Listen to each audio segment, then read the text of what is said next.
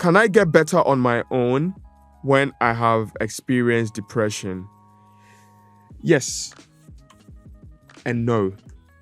Yes, in the sense that if it's in the mild stage or the person quickly identifies that they have started experiencing changes in themselves and they're able to identify that maybe it could be as a result of some life-changing situations happening around them, as I made mention, maybe grief, maybe they might have gone to do an exam and the results, they didn't go their way, which is something that we experience as students.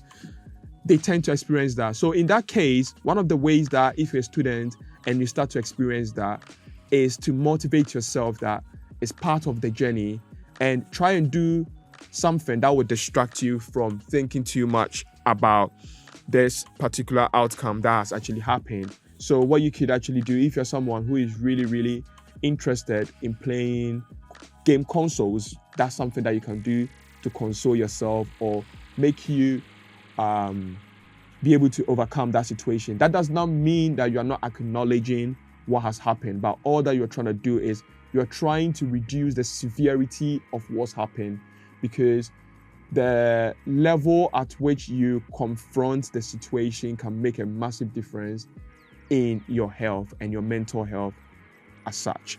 So it's really, really important that we end up going through that. And as I made mention, the no bit is to do with if you realize that this particular sequence keeps on happening, you start to feel low even after you've tried to help yourself.